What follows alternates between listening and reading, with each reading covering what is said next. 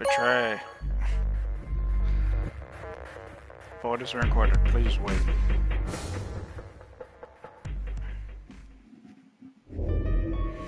Luna and I stepped out of the AV room. Why? What happened to... It's not fair to betray someone who isn't voting. I thought... There was nothing I could think of to say. Even I didn't really understand why I'd picked Betray instead. It had almost felt unconscious, like some other part of my mind was making the decision. Perhaps I'd been possessed by some sort of evil spirit that had moved my finger to the Betray button against my will. Right, well, we should go see the results. Really? We already know what they are. It's just simple math. The look in her eyes was more painful than any punch I'd ever taken. I turned away and almost ran toward the projector, anything to get away from those eyes. Results from round 2 of the Ambidex game will now be displayed. Please direct your attention to the results screen.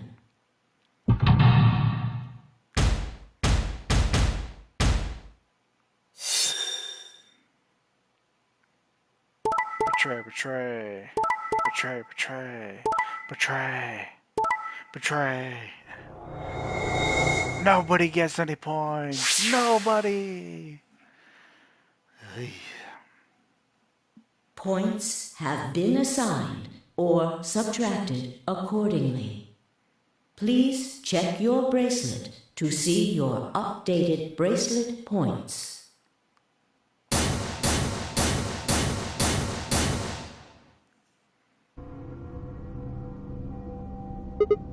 What? It wasn't possible. I blinked with my eyes and looked again. No, how can Alice's vote be Betray? That's not possible. Alice? She was standing inside the second room from the left, the room that should have been empty. Why? My mind was still reeling. Where had she come from? As I was trying to form a sentence, she began to move toward us. From around me, I heard a chorus of muted gasps. It seemed we were united in our surprise and confusion.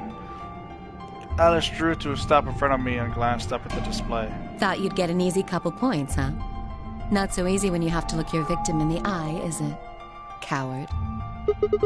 Me, a coward? You got some balls saying that to me after you picked Betray. Why are you even here? You gave me the antivirus, didn't you? Tenmyoji told me. Thank you. I mean that from the bottom of my heart, honestly. But you should still be under the effects of the anesthetic. Yes, well, I still am. A bit. I have a throbbing headache, and I can barely stand. It's horrible. I'm more resistant to anesthetics than most people. A result of my training. I have a feeling Zero Senior knew that. They gave me way more than the standard dose of that gas when they kidnapped me. In any event, a few minutes ago I woke up in the infirmary. Tenmyoji explained what was going on, and I got here as fast as I could.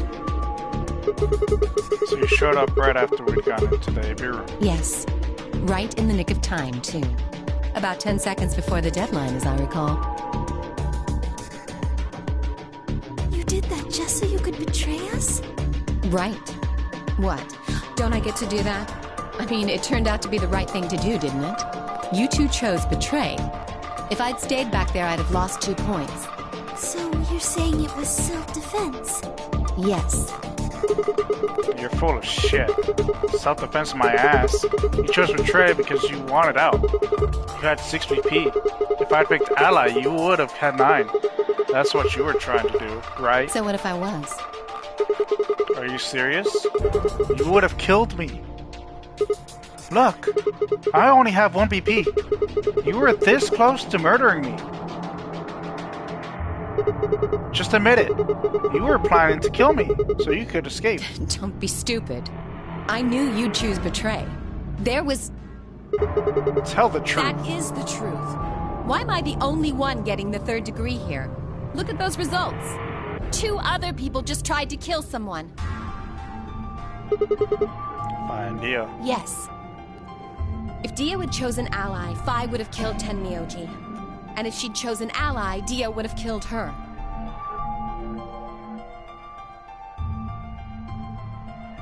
I don't want to be rude, but it looks like Clover and Kay tried to trick one another. Not that it seems to have worked. If either one had chosen ally, the other one would have 9 BP right now.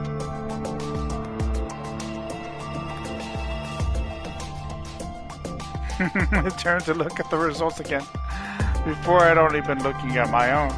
I hadn't realized that there was only one word all across the roster: betray. Whatever trust we'd managed to build had fallen apart. Everyone was suspicious of everyone else. Had it been the bombs? Or had it been something else?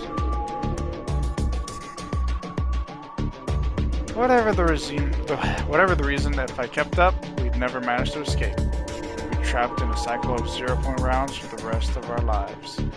Something had to be done. I closed my eyes and took a deep breath. Alright guys, pay attention. Probably already all figured this out, but we can't keep going like this. If we don't start being a little more trusting, we're never going to get out of here. We need to work together. I might as well have been talking to a wall. My apologies, Sigma, but I need to think on something for a bit. I would appreciate being left alone. Okay. I'll be leaving too. Things are getting a little too intense here for my delicate constitution. Sorry. Deal? Well, in that case... F2-5? Yeah, sorry. Without another word, she turned and left the warehouse. Theo and Kay quickly followed suit. See? There's your answer. In the end, everyone's just thinking about themselves. So I would appreciate it if you could not treat me like I'm the only villain here. Come on, Clover. Let's go. Hold on! I'm coming! Are you feeling okay? I was really worried, you know? I watched them walk away, Clover practically jumping with delight to have Alice back. Before long, they reached the yellow door and disappeared beyond it.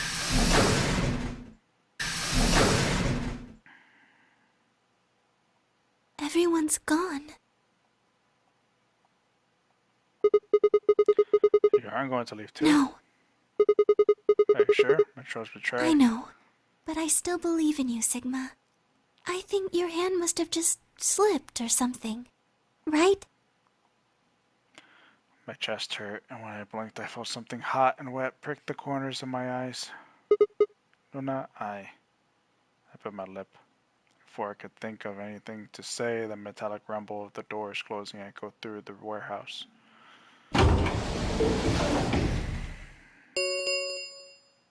The Ambidex gates have closed.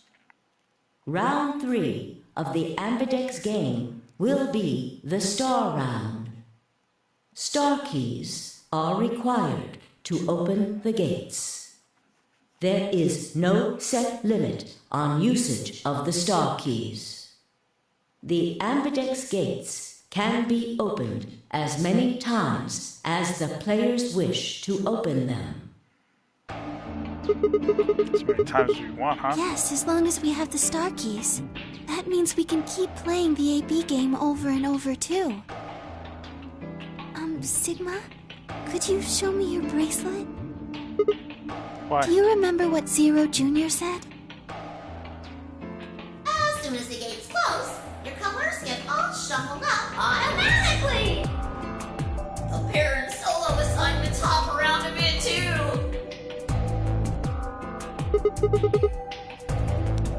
Yeah, I remember. Let's see here. I'm a cyan pair. How about you? I'm a magenta pair. I wonder what the others We are. could be anything, I suppose. We won't know until we have a look. Got about 80 minutes until the next set of chromatic doors open. So what should we do now? Everyone else has gone off on their own. Yeah. Physically and emotionally. I really don't like how this is going. It won't matter how many times we repeat the AB game if nobody trusts anybody else. We'll never be able to get out of here. Maybe it would help if we all had a common goal. Something to unite our hearts and minds. Yeah, but we've already got something like that. We all want to get out of here. It's just like a pretty clear goal to me, but everybody chose Betray. Including me. Well, what if we have an enemy? An Yes, a common foe. Like the person who set the bombs, for instance. Coming back from the lab, I told her about the bomb while she gave Alice and Quark the Axelavir. Huh. Yeah, that might work. Figure out which one of us planted those bombs, and everyone else would work together against them. Right. But how do we figure out who it is? Well, do you have any clues?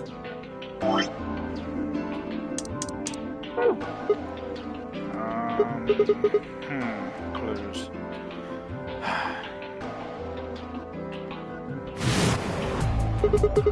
That's right. The memory card. Pulled that out of my pocket and held it out toward her. What's this? I told you, a memory card. It was under the bomb we found in the lab. I think whoever set the bomb dropped it. Really? Yeah. I don't know what's on it, though. We couldn't find any kind of memory card reader. Oh, I guess we can't really use it then. Oh, wait a second. You know what? I think I might have seen something. Huh? Yes, I remember. The infirmary. I saw it when I was searching the infirmary with Theo and Quark. There was a memory card just like that one. Yes! I think we can see what's on it. The computer there should be able to read it.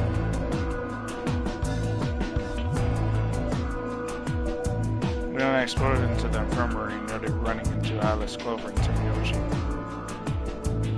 Quark was there as well, of course, but he was just as we'd left him asleep on the bed. What are you doing here? I opened my mouth to retort, then thought better of it. If I really want people to start trusting each other, oh, real change starts at home. As quickly as I could, I explained the second bomb and the memory card. How we'd come to the infirmary in hopes that we could discover the contents of the ladder. Okay. Then stick it in already! Go ahead. Right. As Lunat said, there was a small slot under the screen exactly the right size to fit a memory card. Within moments, the screen was filled with what appeared to be random letters. What is this?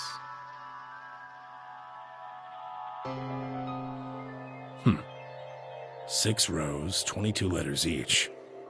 It looks like the odd rows use one set of letters, and the even rows use another set. In other words, the first 2 rows just repeat. Yeah. Is this some kind of code or something? It doesn't look random to me. I think there might be a pattern.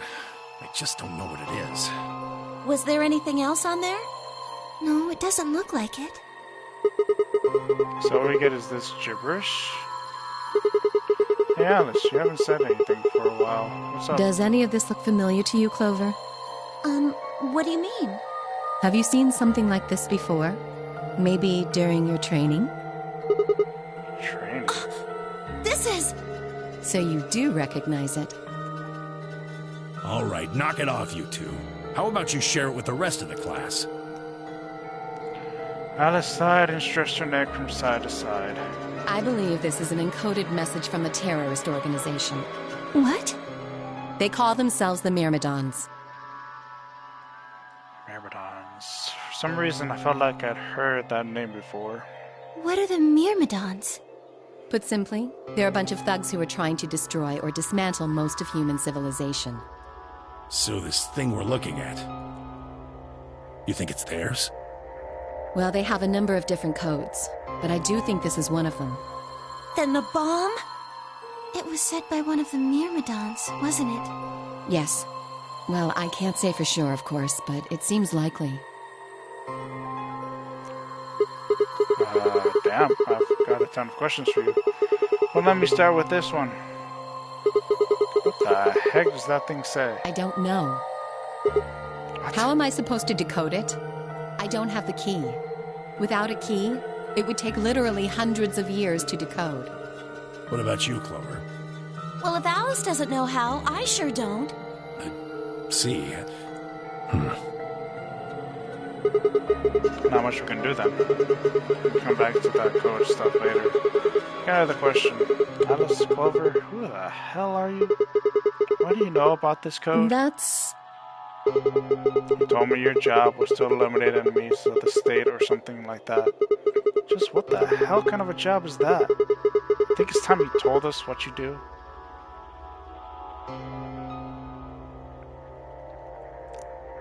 Sorry, but I can't.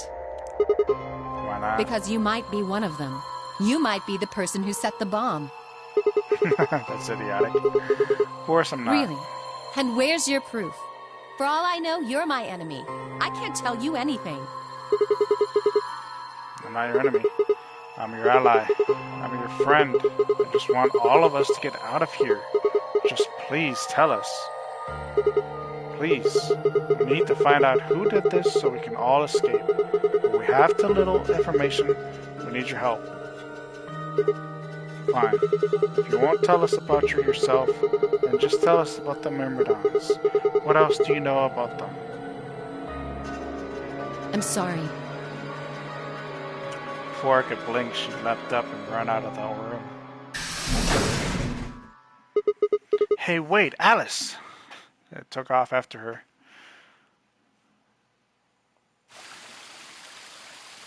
How long are you going to keep following me? Until you tell me what you know. Then why don't you just ask Clover? Clover. You already know she works with me. Oh, yeah. Then why don't you... I want to hear from Why? you. That's a good question. Remember the crew quarters or this garden? We got paired up for 2 separate rounds. That means I've spent more time with you than anybody else here. Maybe that's it. I guess I'm just curious about you. What are you talking about? She spun around to hide it, but I caught a blush of red on her cheeks. We walked down the path to where it ended next to the pond.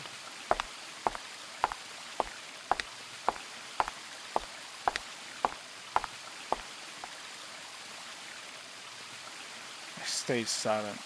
Alice sat down on the bench. We gazed at the smooth surface of the pond for several long minutes before she began to speak.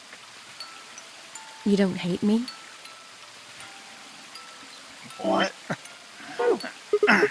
What? Why? I tried to kill you. You mean in the ABA? Yes. I was so scared. Who wouldn't be? Kidnapped and locked up, forced to play some sort of bizarre game.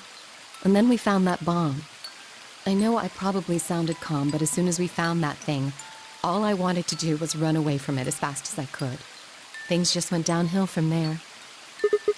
What do you mean? I remember hearing that Quark had collapsed and running to the infirmary with everyone else. When I got there, I realized I couldn't understand what anyone was saying. And everything looked... I don't know how to describe it. It was like watching a video on fast forward, only it was real. Then I started to feel like... It's hard to explain. I guess you could say I didn't feel like I was myself, and it only got worse. That was probably the Radical 6. Yes, I think so. I don't remember much after that. But when I woke up in the infirmary, suddenly all that fear was back. So all I could think about was getting out of this place as fast as I could. It never even crossed my mind that it could kill you. God help me, even if it had, I don't think I would have cared. See? I'm horrible. You hate me, don't you? Just do it! What? Do what? Kill me! Get it over with! What the hell, Alice? I'm not going to kill you. I don't even hate you. You're lying! I could have killed you. I would have killed you. Come on, calm down. No one's killing anyone.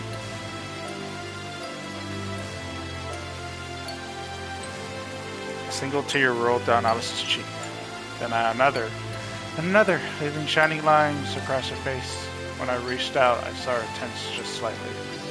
Slowly, I brushed my thumb across her cheek and off, taking her tears with it. Why are you doing this? You know, you kind of remind me of my father. That's who you were after, right? Who killed your dad? Yes. Did it have anything to do with the Myrmidons? Will you promise not to tell Clover that I cried? Come on. Keep your mouth shut. I'll tell you what you want to know. About myself. And about the Myrmidons. Deal? Sure. My lips are sealed. Really? No crying? I don't remember any crying. Good. Alright then. Alice took a deep breath and began. My father is Egyptian, but my mother is French. They met while my mother was in Egypt on vacation and married shortly thereafter. When I was 3, we all moved to the US. My father was a scientist and his field was cloning. He was recruited by an American lab, which is why we moved. Both of my parents had used English around me from the time I was born, so they didn't have any problems adapting to life in the United States. By my 9th birthday, we'd been there for 6 years. That was when it happened. In the middle of the day, my mother showed up at school. Her eyes were red and puffy, but she didn't say anything to me on the drive home. When we arrived, there were several policemen there to meet us. My father had always been a very punctual man, and when dinner time came and went with no sign of him, even I began to realize something terrible had happened. It wasn't until several years later that I finally learned the truth. My father's lab had been attacked by terrorists and he had been kidnapped. For the rest of my childhood, my mother raised me by herself. I didn't realize it then, but it must have been incredibly difficult for her as a single mother alone in a country where any relatives were trans and not to fight away. She did her best not to let me see it, but every so often when she thought she was alone, the mask would fall away and in every line of her face I could see exhaustion and loneliness. As much as I missed my father, it was those moments that made me wish more than anything that he'd never been taken. Fortunately, I was an excellent student and did especially well in math. I earned a full ride scholarship straight out of high school and spent the next several years studying. After graduation, I took a job with the Department of Defense, hoping that they might have the resources to help me look for my father.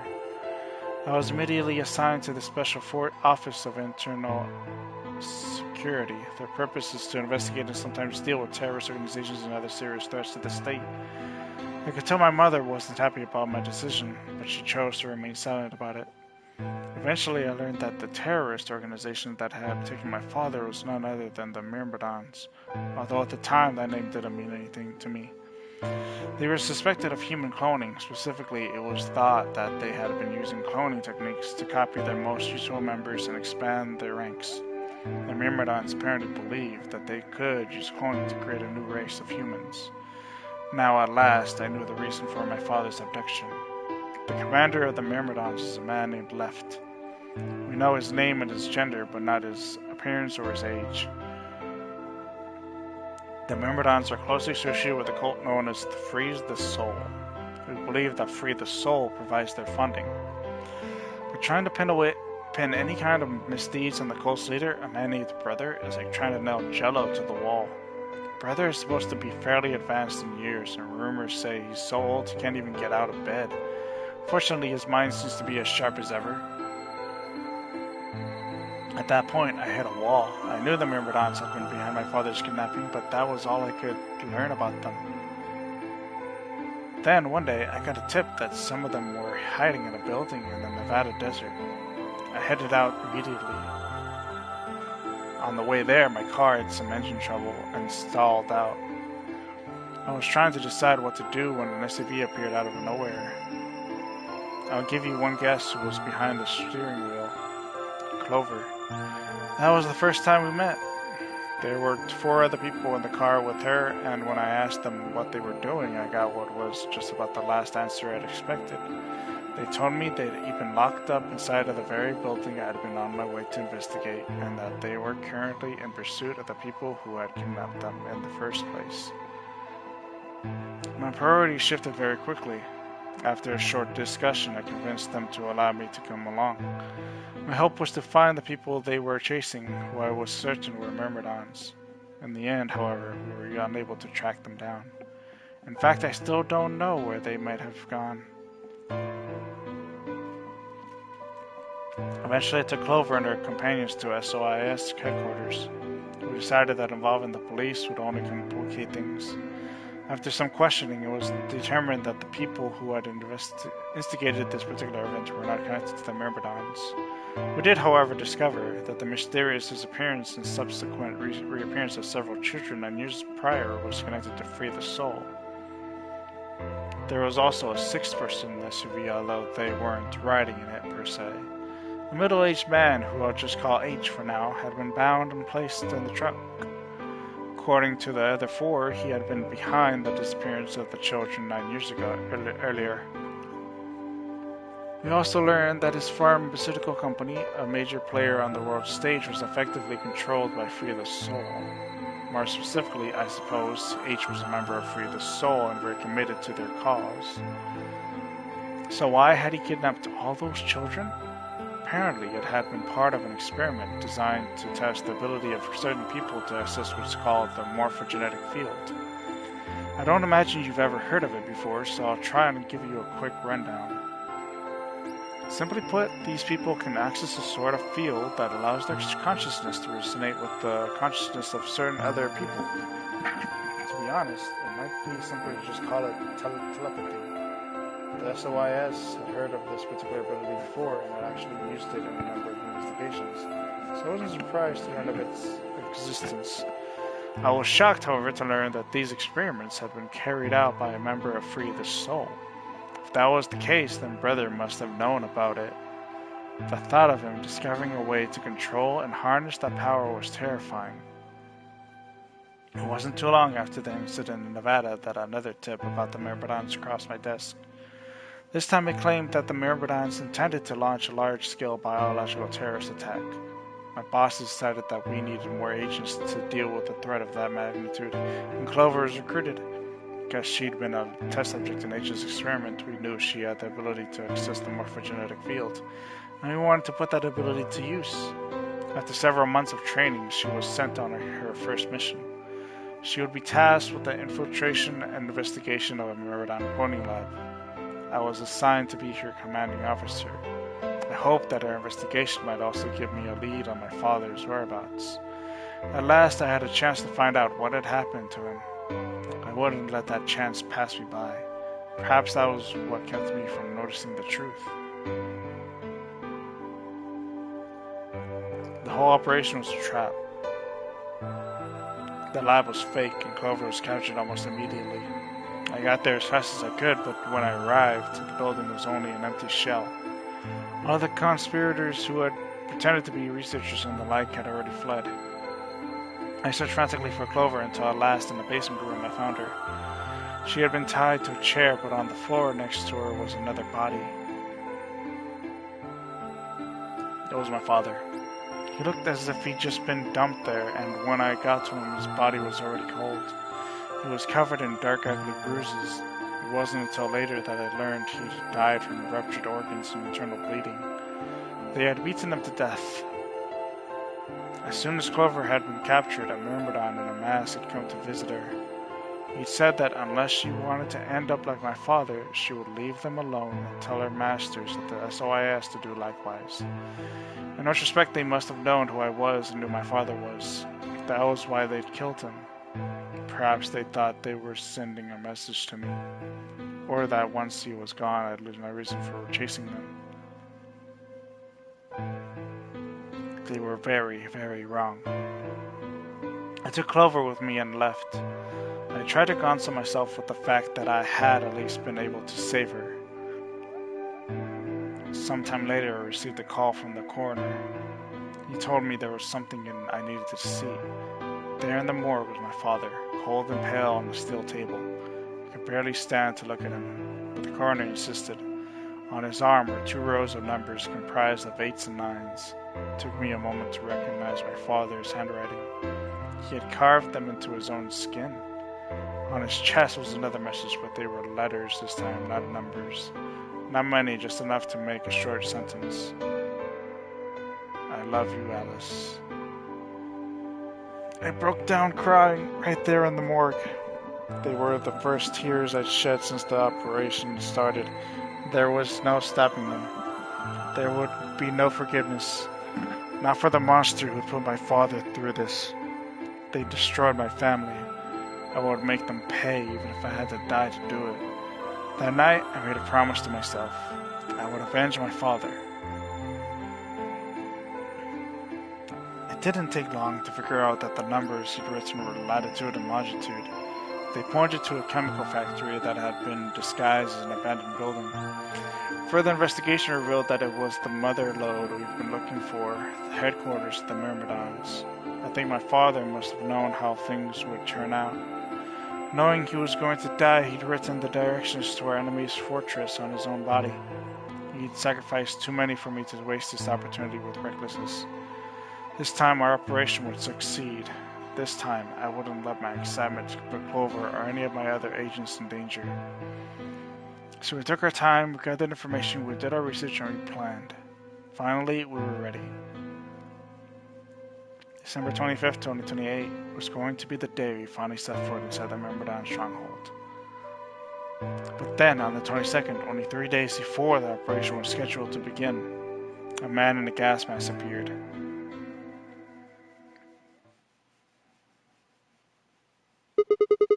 So you inhaled that gas, passed out, and woke up here in the AB room? Yes. Well, there it is. Everything that's happened with the Myrmidons and me. I left a few of the details out, of course, but you get the idea. Yeah. Thanks. She gave me a sad sort of smile and stood up. We should go back. Not yet. Your story explains a lot, but there's still one big question. Which is? Who here is a Myrmidon? One of us planted the bombs? Based off the code we found, it's pretty clear that person is a Myrmidon? Right?